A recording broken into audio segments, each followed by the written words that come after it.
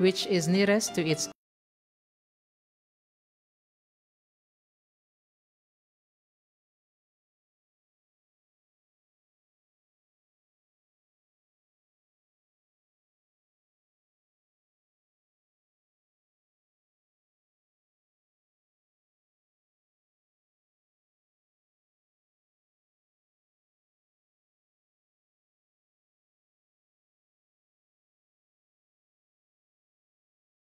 not into temptation, but deliver us from evil. Amen.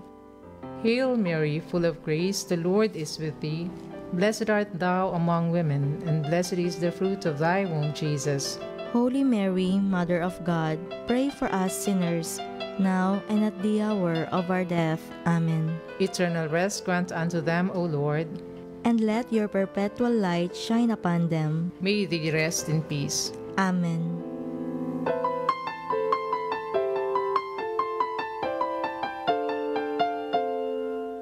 The Litany. Love of the heart of Jesus. Inflame our hearts. Charity of the heart of Jesus. Diffuse yourself in our hearts. Fortitude of the heart of Jesus. Sustain our hearts. Mercy of the heart of Jesus. Pardon our hearts. Patience of the heart of Jesus. Weary not our hearts. Reign of the heart of Jesus. Establish yourself in our hearts. Wisdom of the heart of Jesus. Teach our hearts. Will of the heart of Jesus.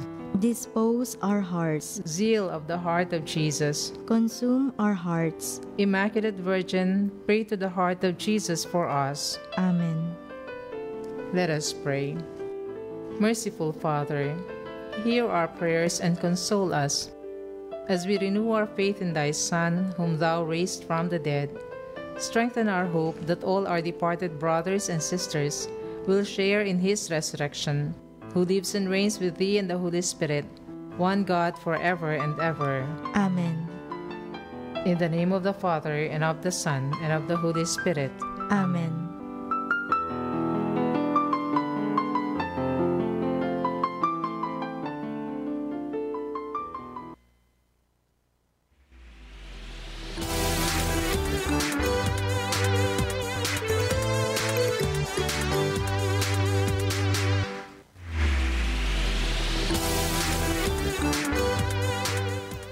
Magandang araw sa ating mga kalakbay at narito naman tayo sa panibagong edisyon ng ating programa, Ang Usapang K.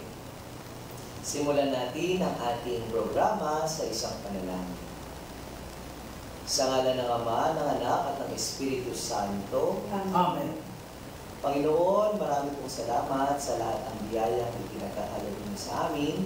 Maraming salamat po sa bagong buwan na ito ng Oktubre na aming inaalay, lalo na sa ating mahal na Birhen at sa debosyon natin sa Santo Rosario. Nawa sa ating pagdarasal ng Rosario ay lalong mapalapit ang mga miyembro ng ating mga pamilya. Sa pagdarasal din ng Rosario, ating panalangin ang kapayapaan, lalo na sa mga bansang nagkakaroon ng digmaan at mga alitan. Sa pamamagitan po ng debosyon ito, ay hinihiling namin na kami yung gabayan, nang sa gayon ay magkaroon kami ng bagong inspirasyon upang maipagpatuloy ang napakagandang panalangin na ito na regalo ng ating mahal na Birhen sa atin. Lahat ng ito ay hinihiling natin sa ngalan ni Kristo, ating Panginoon. Amen. Sa ngalan ng Ama, ng Anak, at ng Espiritu Santo. Amen. So muli, magandang araw sa ating mga kalakbay. Yes, magandang araw po sa ating mga kalakbay. Magandang araw sa inyong lahat. Narito po muli kami para Sa isa na namang episode. pag-usapan ang tungkol sa Rosario. Rosario. So, katulad nung nabanggit sa panalangin kanina, di ba? Kasi month of the Rosary, October. Yes. Kayo ba, sister, ano bang ginagawa ninyo pag-October? Ano may mga activities na naalala mo either nung bago ka mag-madre o nung madre ka na? Naalala ko nung bata pa ako sa school namin. Nag-aral kasi ako sa Siena College. Siyempre, Dominican School. Sa Yun, QC. diba? Sa QC, Del Monte. Del Monte. So, every day, nagdadasal kami ng rosaryo. Tapos sa bawat classroom, meron kaming Virgin Mary doon. So yung teacher namin, usually magtatanong sila, o sino ang may Blessed Mother sa bahay? Dali nyo. So may mga nag-volunteer. And I remember, nag-volunteer ako one time. No? So the whole month, so every day, we pray the rosary inside the classroom. Ikaw naman, Brother Den. Yes, ganun din yung naging karanasan ko with the experience of sister, no, na pag Rosary Month, no, pag month of October, kasi galing din ako, Father, sa Catholic school. Yes. So I'm a proud product of Catholic schools. Ano ba yung school mo para mabati Yes, natin? siya mula sa mga taga-Cabros Catholic College, saka sa Cabantalan Catholic College. Actually, ganun din, may mga rosaries kami sa loob ng classroom. Pero pagdating ng, for example, mga line of 2 of October, meron kaming culmination of the celebration of the Holy Rosary. So always ginagawa namin is nag-living rosary kami. Yes. Yes. So, Rosary. lahat ng mga estudyante, yung parang nag-volunteer to be the part of that human rosary bead. Yes.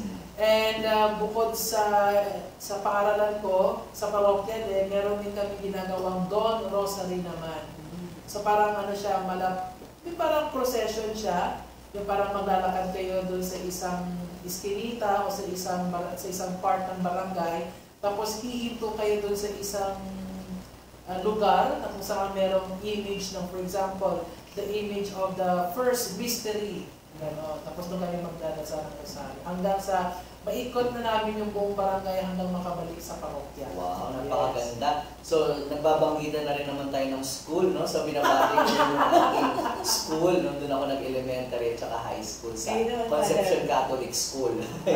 Actually, yung school namin, it's also managed by the Dominican Sisters of Our Lady of Peace, no? And naalala ko din nung nabanggit ni Brother din yung Living Rosary. Yes. No? Akala ko nga dati sa amin lang yun, so marami palang gumagawa nun. Sa buong Pilipinas, Sa Father. Pilipinas pala.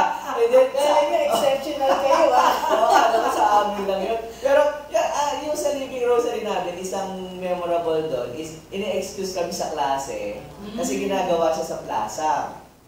Tapos pinipili lang siyempre yung mga magagaling na estudyante dahil siyempre ayaw naman nilang mapahiya. No? And we practice praying the rosary in Kapampangan. Medyo hindi kami sanay kasi sa school, ang tinuro sa aming rosary, English. Siyempre. So, very challenging din yon na tinuturuan kang magdasal in Kapampangan. So, yung iba sa amin, may mga kopya talaga. And then, siyempre, after the rosary, yung may logo rin ba kayo? Meron. So ang Living Rosary pala hindi kompleto kung walang logo. Yes. Ay, meron niya, May Father. palipad yan ng Yes, may logo. palipad ng logo. Tapos siyempre, ang ganda-ganda pag nakita mo umaakyat yung rosaryo, lalo na kamputi. Tapos Yes. pag siya, so parang Tsaka may blue din. blue may and blue white. Blue and white. Oo. Tama. Tapos, so, Conception Catholic School, hindi pala tayo original. Pare-pareho tayong experience. Pare-pareho tayo ng experience. Pero ngayon yata, sister, alam ko, hindi na allowed. Yeah. Yung logo, no? Yes. Because of the, yung mga Effects ecological, sa parang harmful. environment. No, dahil yung mga plastic na ginamit at saka yung helium na ginagamit, I think, hindi siya maganda. Tsaka sa mga ibon, yan, no? Kasi nakakain ba ng ibon o natatrap sila sa lugar? Na-choke sila. Kaya Padre, sa mga eskwelahan ngayon, in lieu of the balloons, yung ginagawa is after the Living Rosary, sasagawa sila ng mga floral offering. Oo. Maganda yun. Better. Better yun. Oo. Sa Iloilo dati, naalala ko, I'm not sure kung Living Rosary yun, pero there was a time yung mga lantern naman, yung mga lumilipad. Pero yun, pinagbawal din kasi pwede siyang bumagsak dun sa mga bahay-bahay. Baka makapost din. Harmful sa environment din. So, ngayong araw na ito, syempre, no, dahil nga Oktubre, no, katulad ng ating nabanggit, we will discuss about the Rosary. Yes. Minsan nga, meron nagsabi sa akin, anong topic natin sa usapang case sa October? Tapos nagkataon pa na today is October 7, no? Feast mismo ng Our Lady of the Rosary. So sabi ko, woe to us Dominicans if we do not preach the Rosary. Yes!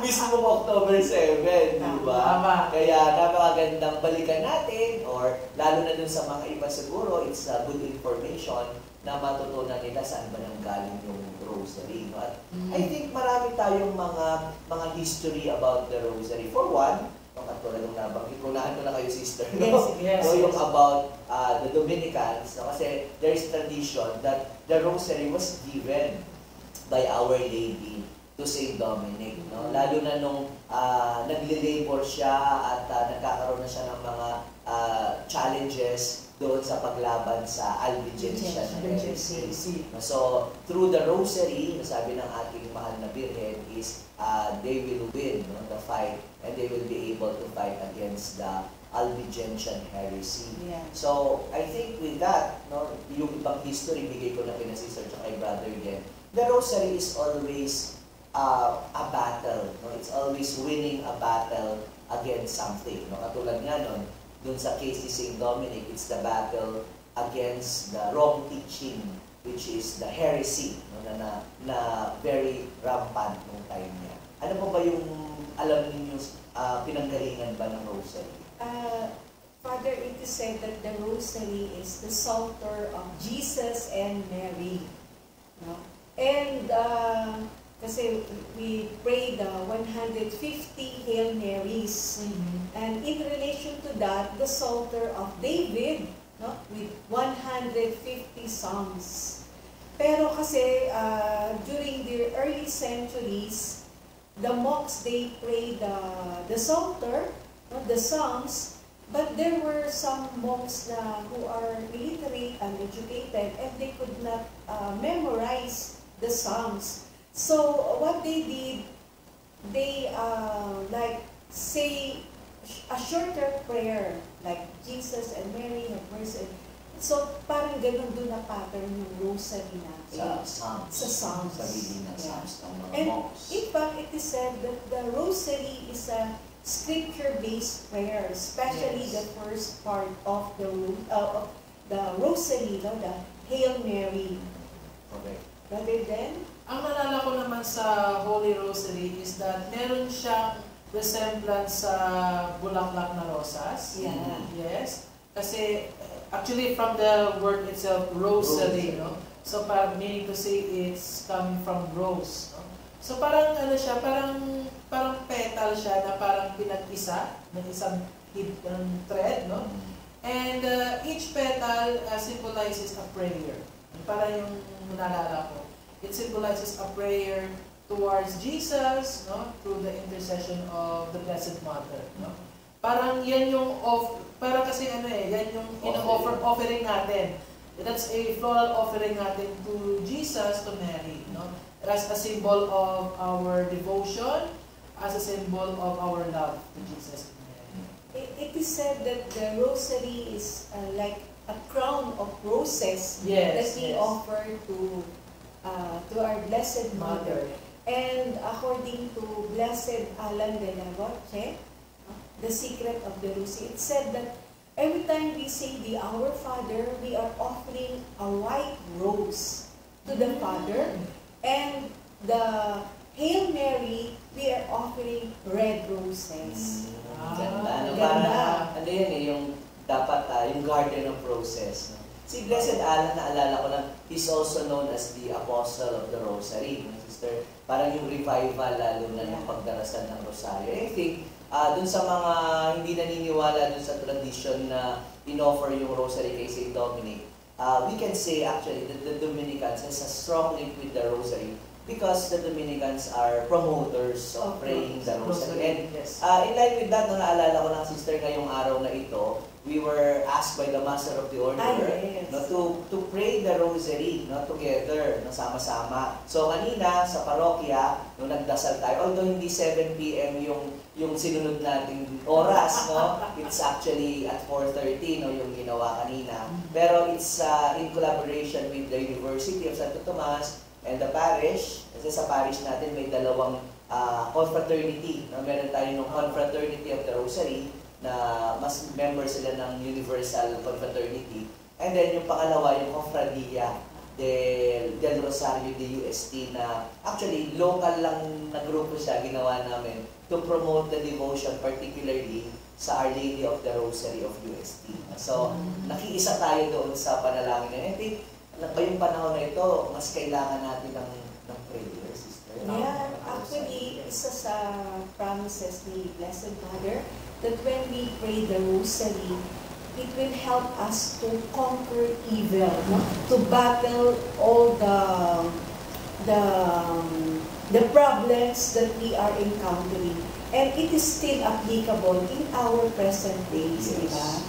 Ano ba yung, speaking of battle, no? Ano ba yung famous battles? Yan, marami tayong kwento tungkol sa Rosary ng battles. Na katulad nung nabanggit ko mga kanina, it's really winning, no? A war or a battle. Sino ba? Si Brother Yes. Jones? Ay, Brother Ted? Actually, nalala ko, Father, nung philosophy seminarian pa ako. Kasi every October 7, which is today, no? We are celebrating the feast of the Our Lady of the Rosary, no? Meron kasi siyang resemblance doon sa isang battle, no? Bakit siya naging Our Lady of Rosary? Is because the the Blessed Mother interceded those who were in the battle in Lepanto. Yes, pinakasikat. Yan yung pinakasikat, in which, dahil nagdasal yung mga nasa giyera, dun sa Lepanto, para nanalo sila sa giyera. So, it is through the Holy Rosary that they fought and they won the war in Lepanto. And I think, I don't know kung tama ba ako or mali, no? Si Sister Mamela. Yes, si Sister yung magpo-correct, no? Because of the victorious win of those in Lepanto, because of the prayer of the Holy Rosary, hindi lang Our Lady of the Rosary yung tawag kay Blessed Mother, kundi Our Lady of Victory din. Yes. Yes, kasi yung Our Lady of Victory or Nuestra Señora de las Victorias ang nagdala sa kanila para may panalo nila yung labanan. Tama. Sige, so, Sister, baka gusto mong dagdagan. Tama, Sister. Ay, Baka kung may dadagdag din yung Battle of Lepanto kasi, napakalaking battle nga yun, no? Yung paglalaban ng mga Muslim and then the Christians. And then Pope Pius V, who is a Dominican, no? Asked the whole Christendom, no, to pray the Rosary. And they even made a procession barefooted for that intention that they win the battle. Kasi kung tutuusin natin, napakarami nila. No? Yung mga Turks na yon, the Ottoman Empire. Tapos konti lang yung mga Christians natin, no? They are from Venice, from Spain, and then yung other papal legates. Tapos yung iba, syempre, hindi naman sila sumuporta. So kung tutuusin natin, in terms of number, talagang matatalo talaga itong mga Kristiyanong to. But we, through the intercession of our Blessed Mother, especially the praying of the Rosary, devotion to our Blessed Mother, to the Rosary, they won the battle. That's why it was in 1571 that took place the battle, no? And then the following year, Pope Pius V declared it as the Feast of the Holy Rosary. Well, no, naalala ko lang din yung Lepanto, no, kasi nung nasa school pa ako, palagi yan sa contest, di ba, kapag ka nagpa-quiz ka ng mga religious, yung Battle of Lepanto, hindi ko maalala kasi mayroong mga bulletin boards dati pag October. We really put information, no, nung mga araw pa na wala pang mga Facebook, na wala pang social media. No? Yes, ang bulletin board talaga. Yes. Bulletin board talaga yung pinaka-source ng information. And syempre, mga estudyante, creative pa kami, mga cut out. So talagang gagawa at gagawa ka niyan. Yes, collage. Gagawa ka ng mga bilog-bilog para maging rosary. Basta lahat ng creativity, no? Kasi ina-assign kami ng mga madre, no? Lalo na pag member ka ng religious group. And I remember Lepanto, no, very well, no? Kasi na-stick sa mind ko yan na pag sinabing Rosary, laging Battle of Lepanto yung naalala natin. Dito sa Santissimo Rosario Parish, nakita ko lang doon sa mga old novenas natin. Actually, yung isang street dyan, it was called Lepanto before. Yes. Baka naalala ni Sister, Yes. yung Loyola, SH Loyola Street. Kasi sabi ko nga, bakit may Lepanto rito? Lepanto pala. Kasi syempre, siguro dahil nauna yung UST, mga Dominicans nandito, kung titignan natin yung mga street sa paligid ng USC, either mga pari yan, na Dominicana, nag-serve sa university, mga lugar sa Espanya, di ba? Yung mga Santander, Andalusia, mga kung ano-ano pa. Piparedes. Ayan, yung mga Piparedes, yung mga pari natin. Tapos yung mga related sa Rosary, yung Lepanto Battle, no? And then of course, yung kay Rizal na. No? Pero yun nga, no? I think it's really part, no? Yung pagdarasal na sa akin, part yun. Yung battle na yun, yung war na yun. Yun nga sinasabi, actually parang nag-evolve na. Nung nagsimula siya, it was declared Feast of Our Lady of Victories because of the battle, because of the victory. And then later on, the feast day, no, was moved. No, dati parang first Sunday, no, and then nililipat-lipat until may Pope na nag-declare na maging Our Lady of the Rosary. And then, finally, yung October 7, no, na pinagpipiesta natin ngayon. Siguro isang maganda rin natin ikwento, no, lalo na sa mga tagapakinig natin na hindi nakakaalam, may local version tayo Yes, meron ng po battle. May local version din tayo sa Pilipinas. ng ganyang kwento. No? And just a few days ago, nagkaroon na ng enthronement rites dyan po sa Santo Domingo Church Sa Quezon City. nung tinatawag natin Our Lady of Lanaval de Manila. Yan. So, ano ba yung kwento naman ng Our Lady of Lanaval de Manila? Sino mo gusto makwento? Parang si Sister may alam. Alam mo lang kasi yung Lepanto. Kasi ako, meron akong ikikwento sa nagdaga na lang kay Sister. Yes, sige. sige. Sa pagkakaalam ko, siyempre, yung Lanaval natin, naval, di ba? It's a naval battle, kaya Lanaval yung tawag sa kanya. Sa mga hindi nakakaalam, yung ating Santo Domingo, yung pinakaunang community natin yan at yung simbahan yan, yun yan sa Intramuros dati. And it housed the venerated image of Our Lady of the Most Holy Rosary, Lanaval de Manila. And there was a battle, no? Hindi ako masyadong sa mga dates. Battle din yan. No? Kung yung doon sa Lepanto is between the Muslims and the Christians, no, dito naman sa battle na ito ng Lanaval, it's between Christians and Protestants. No? It's the Dutch fleet or force against the Spanish force. And naging miraculous din, no? Kasi may mga elements na magkatulad ng sinasabi ni Sister. Unang-una, syempre, they pray the rosary, no? Yun yung isang element. No, pangalawa is yung hina, no? Medyo mahina yung kalaban, no? Yung lumalaban, no? Laban sa mga kalaban. No, parang it seems like napaka-powerful ng kalaban. Kasi sa pagkakaalala ko, kung may pitong armada yung Dutch, no? Kalaban nila at mga warship talaga yon. Yung sa Spanish force, it's actually Filipino-Spanish, sister. Para mga galyon lang, dalawa o tatlong galyon. O dalawang galyon na nilagyan lang nila ng mga armas. No? And we all know that the galleon is a trading ship. Hindi naman talaga siya warship. So doon pa lang sa physical na itsura, mukhang matatalo na. No? Just imagine, 7 mga warship versus 2 galleon na makeshift lang na warship. So talagang kumapit sa patalim. Mukhang matatalo talaga to. No? So parang kapit sa patalim. And isa sa venerated images sa Intramuros dati is, of course, Our Lady of the Rosary.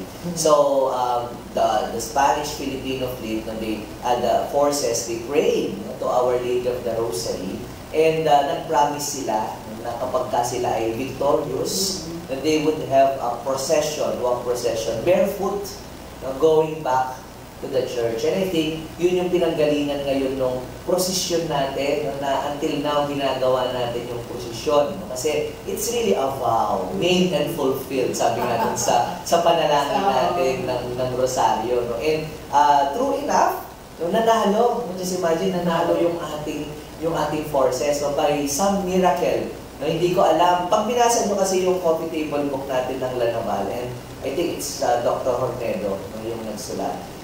he was telling about certain events at saka certain conditions ng dagat nung naglaban. No, na, kaya nanalo tayo. No, one of them, naalala ko, parang foggy. Parang foggy nung time na yon na hindi makita masyado yung kalaban, yung ayo. No, kaya even that fog, no, even those conditions na nangyari na yon, sabihin mong coincidence, pero for us, no, who believe, that is the intervention already of God and the intervention of our Blessed Mother. No? Kaya nanalo sila, at nung nanalo nga sila, true enough, is naglakad sila ng barefoot pabalik ng Santo Domingo Church.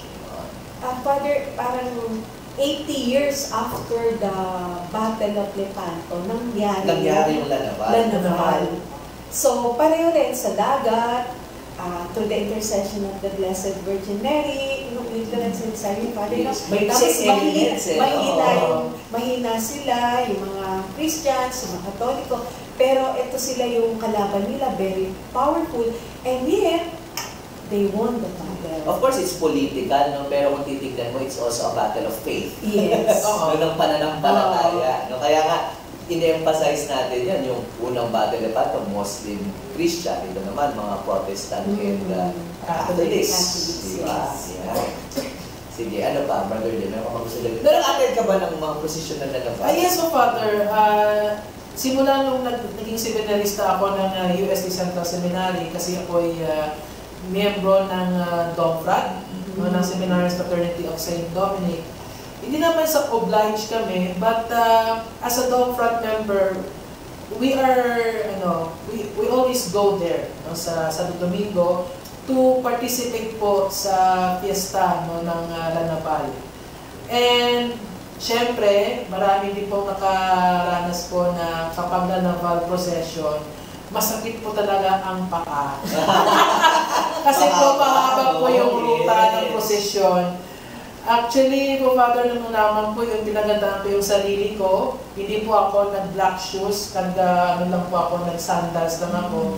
Kasi napakasakit po talaga sa paa. Pero po, Father, despite the pain, when I experienced it po, I think for the past 2 or 3 years na, no, as a participant of the procession, napaka-overwhelming po, at saka napakagaan po sa feeling. Kasi after po the procession, parang lahat ng panalangin mo parang napasalangit na. Hindi yung naging experience ko.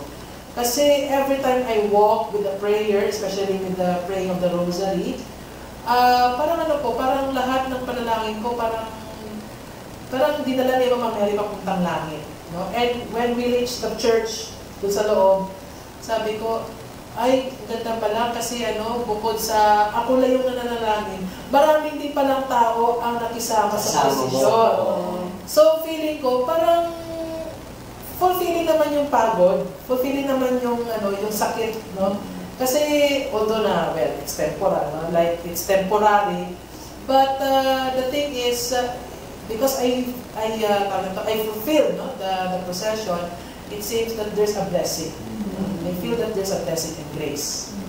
Maganda yung sinabi ni Brother din, yung parang akala mo mag-isa ka pero may kasama ka pala. Di ba? Parang sa buhay natin ganyan din naman, di ba? Parang akala mo mag-isa pero may mga kasama. Noong una, Father, nung nagsisimula pala yung procession from Santo Domingo, parang sabi ko, konti pa lang.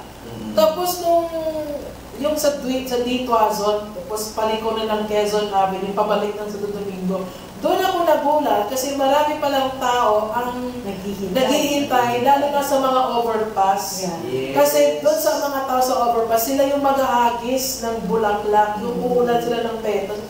Sabi ko, ang ganda naman kasi when the Blessed Mother passes the overpass, ay may pa-shower of roses. Totoo. Tsaka, kasi parang community din, at tsaka yung city. Kasi I think the Lanaval image or Our Lady of the Rosary is declared as the patroness of Quezon City. No, kaya talagang involved ang city of Quezon City sa LGU. Fiesta. Tsaka pagka pa October na, makikita mo na yung Welcome Rotonda. Ayan yung image ng Our Lady of the Rosary, Lanaval de Manila. Yan.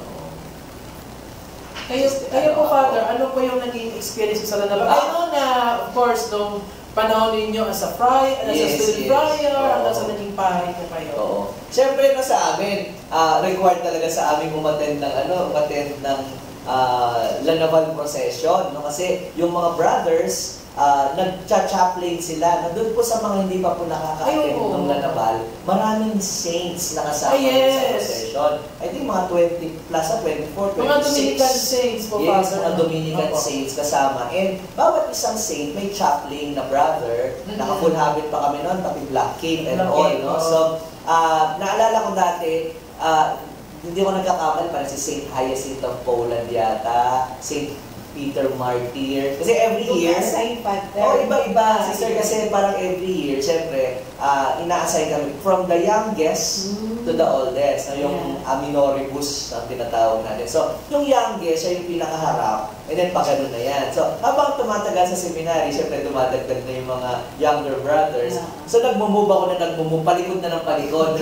Kaya nalalaman mo, pag patanda ka ng patanda, palikod ka ng palikod ng prosesyon. Kasi dati natutuwa ako, nauna akong dumadating, may time pa ako magbigis, may time pa ako magpahinga. And nung time na tumatanda na, syempre, wala ka ng time, no? And dito na ako until mawala na ako sa listahan ng mga naka-chaplain sa saints, doon na ako kay Mama Mary. No? So, yun yung mga naalala ko. And tama yung sinasabi ni Brother Den, no? Yung parami ng parami. Actually, I also attended recently, pari na ako, parish priest na ako dito sa Disimo Rosario Parish. Mas marami yung mga uma-attend. No? Marami na noon. No? Pero, come to think of it na during our age, no, time natin ngayon na hindi na ganun ka-interesado yung ibang mga kabataan sa relihiyon. No? Hindi na ganun ka-interesado sa mga ganito, pagdarasal ng rosaryo. No? Pero kapag ka-prosesyon, halimbawa katulad ng Lanaval, you can still see a lot of young people joining. Kasi actually rin, Father, parang tingin ko, kasi well-advertised yan. Kasi may mga companies, mga different schools, not necessarily Dominican schools, no? Pero yung mga iba-ibang mga, even congregations, makikita. So, talagang maraming tao talaga. Parang dumadami na rin. No? Yes. I mean, even congregations of Dominican sisters, nung time na seminarista ako, ilan lang yan, mga 15. Eh ngayon parang may 25 na yata or more. Dumadami na rin sila. Oo, tsaka yung mga youth, mga kabataan natin. Ayan. Okay po, Father. Meron tayong question. I think meron po tayong mga katanungan mula po sa ating mga online friends na... By the way, dun sa mga nakikinig sa atin, makapunta sila, recorded yung ating session ngayong araw na ito. No, huwag po kayong magpadala ng mga comments dahil hindi po namin mababasa. Yes po, Father. Kaya po, pero po pwede po kayong magbigay po ng inyong po mga mensahe sa pamamagitan po ng comment section. Basahin natin later. Yes, later. At sagot later. Yes! So, meron po tayo po mga katanungan po. So, una pong tanong, Father at Sister, no? Bakit po kaya paulit-ulit ang pagdarasal ng Santo Rosario? Actually, ganun din po yung tanong ng ating mga non-Catholic friends natin, no? Bakit kayo, pag nagdarasal kayo ng Rosario, paulit-ulit? Yung Hail Mary nyo, paulit-ulit. Yung Our Father nyo, paulit-ulit. Bakit nga po, Father at Sister? Well, no. Basically, sa atin naman, kung paulit-ulit, kasi ayaw natin makalimutan. No? Yun yung unang rason natin. No? We want to be reminded, no? Ng mga bagay-bagay na kailangan nating maalala. Kaya nga, kahit yung mga magulang natin, di ba? Kahit tayo nagre-reklamo tayo, nay, paulit-ulit ka na lang, di ba? Parang, kasi mahalaga yung mensahe na binibigay sa atin ng ating mga magulang. So, I think it's the same way with praying the rosary. No? One thing is, paulit-ulit siya para palagi tayong mapaalalahanan at paulit-ulit siya para masabi natin na napakahalaga ng itong panalangin na ito ng rosaryo. Sa akin naman, I think kasi it's like a mantra. No? And this, actually, the rosary is a prayer of rest and contemplative prayer. At the same time, it is a prayer of the silence of the heart. So when you keep on repeating the words, it helps you to calm down. No? And eventually, kapag yung mas kalmado na tayo, mas restful tayo sa pagdadasal natin, pati yung heart natin, without knowing it, naaapektuhan din. Yes. Parang, kasi both, siya, vocal and meditative. Yes. That is yung praying of the rosary. Sabi nga, it is a prayer of the mind, of the lips, the mouth, and even the hands. Yes, No, tama. diba? Moving Kung minsan the lips hindi and- natin nahahalata, pero ngayon habang tumatanda tayo, no, parang gusto ko nang sabihin, tumatanda na rin ako. Kasi lalo na kung yung approach natin sa development is holistic, di ba? Physical, spiritual, emotional. Yung paggalaw-galaw natin, yung mga parte ng katawan natin, napakahalaga niyan. Kaya nga, di ba, Yes, sa PT, pag hindi mo nagagalaw, nag-shrink yan, di ba? Or Nagiging frozen. Oo. Yes, so mahalaga yun. Magandang po yung sinabi ni Sister. Actually, Father, pwede natin sabihin sa form of body prayer, di ba? Yes. Meron Yes. tayong mental prayer, may vocal prayer tayo, meron din body prayer, Body prayer. wherein we use our body so that we can enter into prayer. That's Actually, on a personal note, kapag nagro-rosaryo ako mag-isa, lalo na pag nagsa-seminary ako sa amin po sa kamangkalan ng father and sister, ako po yung nag-walking rosary. Parang it's a prayer with a sort of exercise. Kasi, for example, pagkatapos kong kumain ng hapunan, so ginagawa ko dun sa aming seminary, pag ako nung mag-isa, nagpe-pray ako ng rosary habang lumalakad sa around the corridors of the seminary, of the garden in the seminary. So, I think that maganda din yung parang it's a therapy also sa atin. It's a physical therapy to enhance ourselves na rin. Both physically, spiritually, mentally. Okay, kasi sinabi po ni Sister kanina na parang it's a meditative prayer, parang it's a mantra. Meron po tayong follow-up question po dyan. Kasi meron pong tanong dito, okay lang po ba na makatulugan ang pagdarasal ng Santo Rosario? Ano po masabi ninyo po, Father at Sister? Natawa lang ako kasi kakabigay ko lang din ng talk about rosary. Isa yun sa mga tinanong sa akin. Really? Sabi ko nga sa kanila, depende po yun doon sa intention ninyo.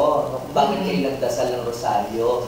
So, if your intention really is to be able to sleep, that's why you pray the rosary, no, I think that's not good. No? Kasi parang ginagawa natin sleeping pill yung rosary. Not short, the reason why you pray the rosary is not really to pray, but to sleep, di ba? Pero, halimbawa, gusto mo talaga magdasal ng rosaryo pero sa sobrang kapaguran, no? Kaya ginagawa mo siya bago matulog. It just so happen na habang nagdarasal ka, nakatulog ka. Yeah. No? Hindi naman yun kasalanan. No? Kasi hindi yun ang intention mo in the first place. Yung sa paggawa ng bagay na yun, yung pagro-rosaryo. It just so happen na nakatulog ka. So ang follow-up question sa akin naman nung mga nagtatanong doon, Father, pwede pa po buwag ituloy paggising mo yung kung saan mo siya natapos.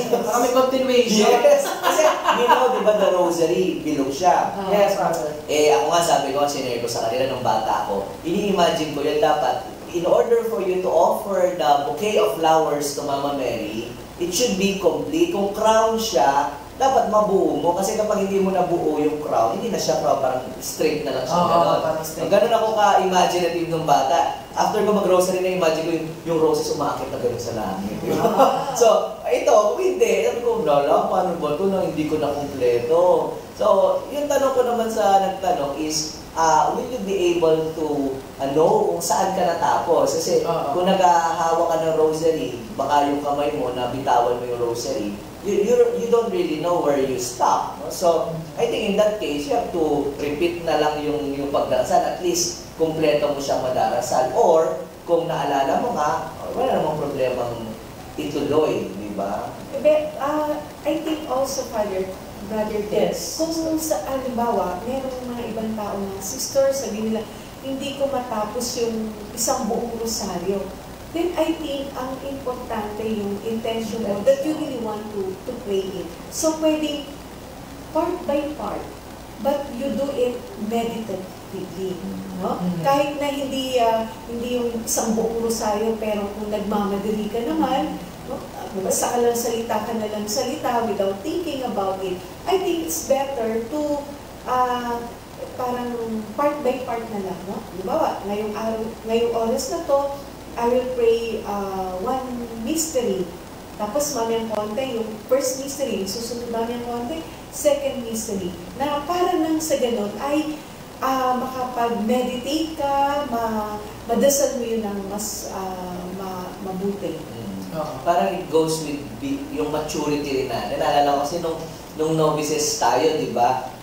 We are required to pray the 15 mysteries of the Rosary, no? And it's really integrated in the schedule, no? So, sa umaga, yung 5 mysteries muna, and then bandang gabi, may another 5 mysteries, and then bago ka matulog, yung another 5 mysteries para makumpleto mo yung 15, no? Pero habang tumatagal nga, and siguro mas lumalalim na yung ating pagkakaintindi sa panalangin at saka dun sa devotion mismo ng Rosaryo. Kuminsan nga sabi ko nga dun sa nag-talk ako, di ba ang mysteries of the Rosary may joyful, may sorrowful, glorious, mysteries of light, and then they are assigned particular days. Yes. No, kuminsan, ako nagawa ko na rin, halimbawa, yung pakiramdam ko, malungkot ako nung araw na yon, di ba? Parang, hindi ko feel magdasal ng joyful mystery. So, I pray the sorrowful mystery kahit na hindi Tuesday or hindi Friday. Pero, it's because I want to be one, no, with the mysteries that I am meditating, which are the sorrowful mysteries, yung pagpapakasakit ng hirap ng ating Panginoon, yung crucifixion niya. No, parang gano'n. So, parang it already goes with the mood. Hindi ko naman sinasabing it's effective for everyone. No? Pero, yun nga, pag mas lumalalim na kasi yung devotion natin, hindi na tayo masyadong literal or masyadong kailangan ito, kailangan ganito. Pero katulad nga sabi ni si Sir, kailan ka mas nakakapag-meditate o kailan ka mas nakakapag-dasal, no, ng maayos? Kasi it's an aid to prayer. The Rosary is really an aid to prayer. So, yun, gamitin natin ng mas maayos, na mas mapalapit tayo sa Panginoon. I think yun yung isa doon na it's a way of us going close to God or yung ating relationship with God. Yes. So, meron po din po tayong isang pang tanong. Actually, nasabi na to ni Sister yung sagot nito, pero gusto natin i-emphasize muli sa ating mga tagapakinig, no, ng ating programa. Bible-based po ba ang Santo Rosario? Yes na yes. Yes. Yes na yes. Yes. No? Kung Bible-based lang din, doon ka lang sa Our Father, hindi ba yan? That's the prayer that Jesus Himself taught us. So it's there. Probably, if the question is, saan ba nakasulat doon na sinabi ni Cristo magdasal ka ng Rosaryo? Walang ganun. Kasi wala pa namang Rosaryo noon. Ngayon, ang hirap kasi sa mga fundamentalist na mga kapatid natin, no, kailangang mabasa. Kung hindi nabasa, wala. Hindi sila naniniwala pag wala. Alam naman natin, si Juan mismo nagsabi, hindi naman lahat ng nangyari naisulat. Yes. Kaya nga, I think if it's Bible-based, scripture-based, yung prayers na ginagamit, yes, they are. Our Father, katulad ng sinabi natin. Yung Hail Mary, ano bang eksena yung Hail Mary? Hail Mary, full of During the grace. Annunciation. During the Annunciation. In Luke chapter 1, verse 20. Memorize si sister, no? Dahiya ko dun. And then yung, Memorize blessed is the womb of your Jesus. Yes. Yun naman ay from Luke chapter 1, verse 42. Memorize na si sister. Napaka-biblical. Next time, dala ang Bible dito, Napaka-biblical po. Yes, visitation. Actually, dalawa, kakatalk ko lang din. Kaya medyo press pa talaga yun sa mind ko. We just focus on those two, no? And that's enough. Yung Annunciation, yung Hail Mary full of grace, no? And then yung second verse ay part ng Hail Mary ng visitation, yung greeting ni Elizabeth and Mama Mary. And those could be read, no, in the Bible. Tsaka yung mga mysteries natin, Father, no, the Holy Rosary, nasa Bible din po yun, no? Yung mga naganap sa joyful mystery, yung mga naganap sa sorrowful mysteries, no? Glorious, yung sa mysteries. Kaya nga, it's being called Compendium of the Gospel. Compendium of the Gospel. Na, of course, ang gusto nating mangyari, magbasa tayo ng Biblia. No? Pero para dun sa mga, yun nga, mga hindi nakakapagbasa, walang kopya ng Bible, if you are able to meditate on the mysteries, parang yung nasamahan mo na rin si Cristo doon sa buong buhay mo, mula doon sa Annunciation, hindi nga birth Annunciation, di ba? Until His resurrection na, di ba? And even nakalagay pa kayong coronation ng mahal na birin ko. Yun lang yung bali hindi sa ano ba sabi? yung hindi siya sa Bible. Yes, no? yung The dalawang coronation, mystery. the assumption, and The coronation. These are, naman to, mga dogma. Tradition.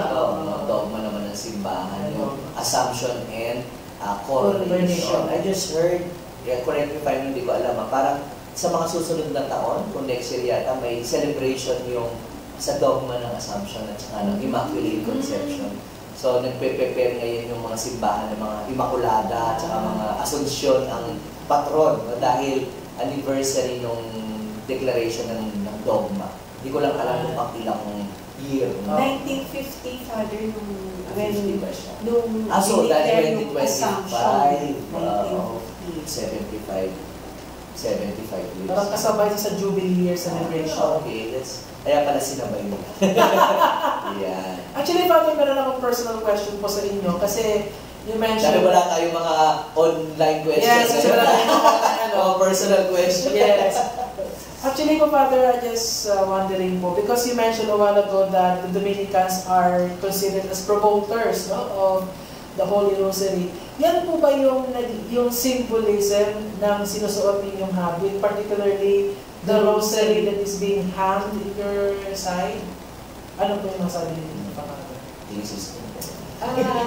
Kasi nga, di ba, as Dominicans, we are promoters of the Rosary. So, part of our habit, yung guard namin, is you can see the Rosary hanging sa belt namin. Ano? So, kasi nga, unang-una, we have devotion to the Rosary. And at the same time, as propagators of the Rosary. That's why it's part of our habit, yung Rosary. Okay, correct. No, Father?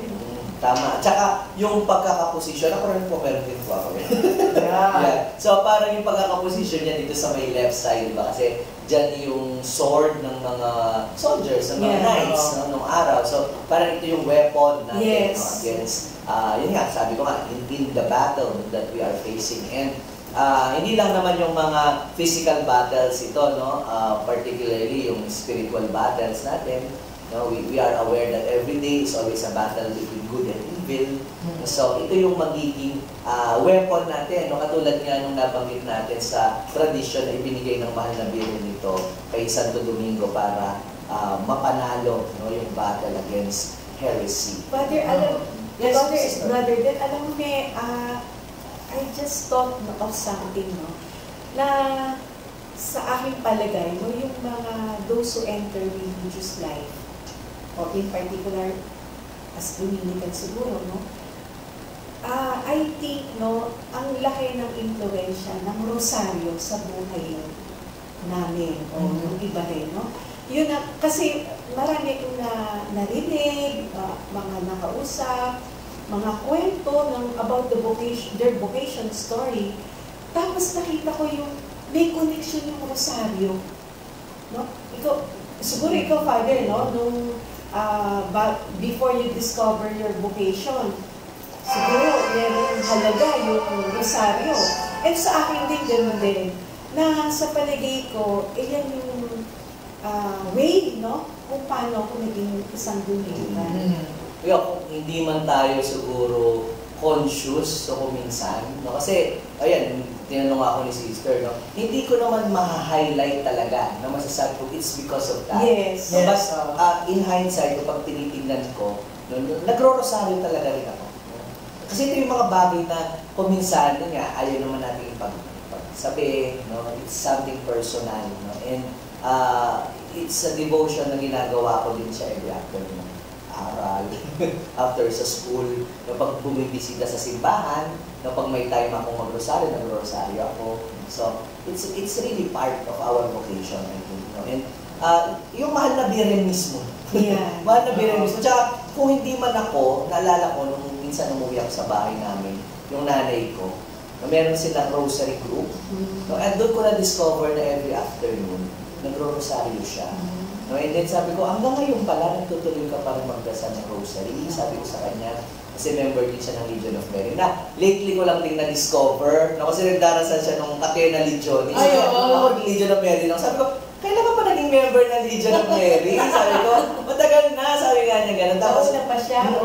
I don't think so. Kasi nung pumasok ko sa seminar, hindi ko na alam ang nangyari sa kanyang spiritual life, no? Pero mahilig kasi sumali talaga yung nanay ko ng mga orgs. Alam ko, CWL siya, tsaka yung DMI, yung Daughters of Mary Immaculate. Pero nakita ko siya, nagdarasal siya ng Legion, ng Catena Legion, sa Rosary. Tapos sabi niya sa akin, alam mo ba, sabi niya gano'n, ang pinagdarasal ko, pinagdarasal kita, sabi niya. At doon ko na-appreciate na kahit nasa seminary na pala ako, kung pumasok na ako sa seminaryo, pinagdarasal ako ng nanay ko ng rosary every day. Until now, no, nagdarasal pa rin siya ng rosaryo para sa akin. And hindi lang pala siya, no, pati yung kanyang mga friends. Kasi parang sinasabihan din niya yung mga kaibigan niya na, yung pagdasal niya yung anak ko. Sabi niya. So, yeah, it's really a big part, no, yung rosary. Kung hindi man ako, pati nanay ko na nagdarasal. Actually, Father at Sister, malaking part din yung pagdarasal ng Santo Rosario sa buhay ko. Lalong-lalo na po sa buhay ng pamilya ko. Kasi nung bata pa po ako, Father and Sister, nakaranas din po kami ng yung kritisismo mula sa ibang tao.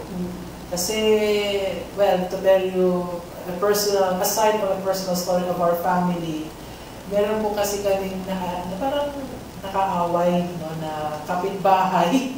dahil po sa inakusahan po kami ng isang maling paratang na hindi naman po namin ginawa. And yung nakakalungkot po kasi nung time na yun is that aside na we were falsely accused of something, parang parang binastos kami in public, like sinabihan po kami ng yung mga bad words, no, na narinig po ng ibang naming kapitbahay. Wala po ma-scandalize po yung pamilya ko. Parang pinahiya kayo. Yes po, Sister. Parang pinahiya po kami. So, I will always remember that experience because instead of making revenge to those people na parang nagpahiya po sa amin, my father told our family na hindi tayo lalaban sa kanila. Hindi talaga tayo lalaban sa kanila. Kasi bukod po sa pinapahiya po kami, binabato na po kami ng mga literal po na bato. Grabe po yung nangyari. Binabato yung bahay. Binabato po yung bahay namin. Tsaka po, delikado kasi baka pag lumabas po kami, baka mababato kami. O, siguro wala lang po akong isa usapang gay. Pero kidding aside po, Father and Sister, sabi po ng Papa ko, hindi tayo lalaban. Instead, we gather as a family in our sala and we pray the Holy Rosary. We pray the Holy Rosary. So we prayed po, amidst the bad words, amidst the panghihiya ng ibang tao sa amin, until such time that justice has served. Hindi naman nakulong yung nahihiya sa amin. Pero napatunayan po kasi na hindi po kami hindi po kami gumawa ng mali. So, it was a peaceful act sa family yung pag-rosaryo. And it gave us sabi tama yung, it's a calmness of the heart. Yung parang napakapayapa ng kalooban kapag nagdarasal ng rosaryo. It gave us a perspective na amidst problems, if you pray the rosary, everything will be alright. And time will come that God will shower His grace to those people who really believe in the power of the Holy Rosary.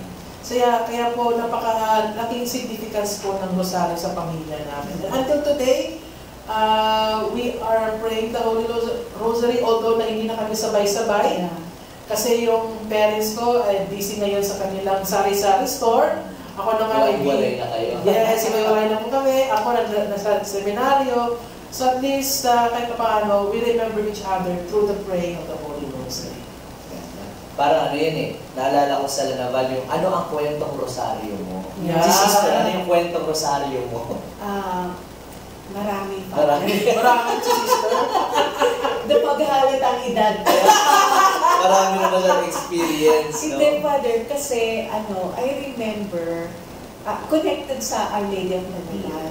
So, member kasi ako ng youth organization sa Santo Domingo, in particular, Pergadani Santo yung Domingo. Father Sunny Ramirez, yes. So, very active po ako sa Santo Domingo.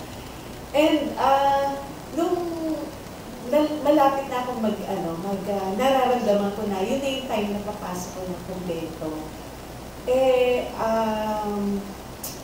Lalaban nun. Mahina yung katawan ko medyo sakit din ako nun.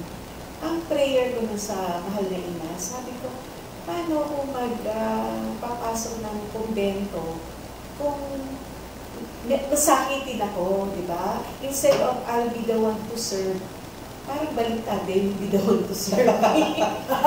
So, during the festivity ng Lalabal, so I was praying to our Blessed Mother.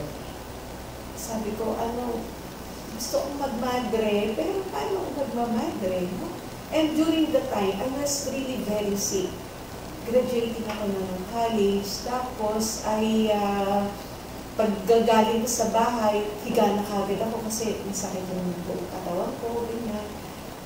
Pero I pray I always pray the rosary.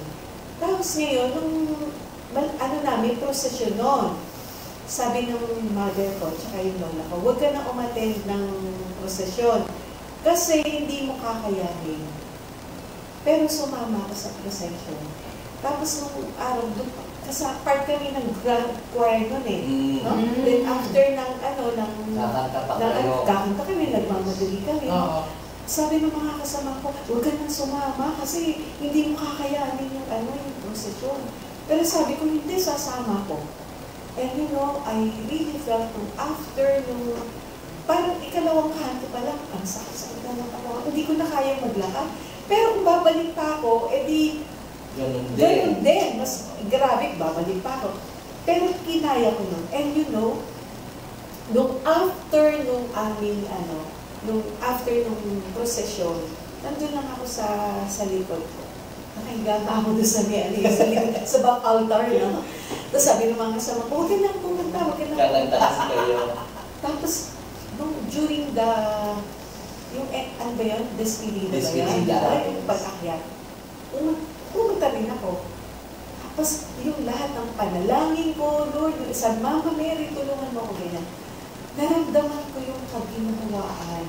So, I felt peace, tapos nawala lahat ng sakit ko, na nakatayo ako ganyan, nakauwi ako, tapos yung mga susunod na araw talagang I was really okay na.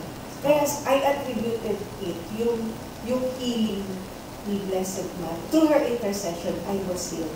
And I was able to enter the house. Napakarami talaga nating experience, no, para sa ating mahal na Biren at syempre sa Rosary. And napakabilis din ng oras, brother and sister. Yes, so, actually, nandito na tayo sa ating mga final words natin. Yan. Sige, ano bang final word mo, Brother Den?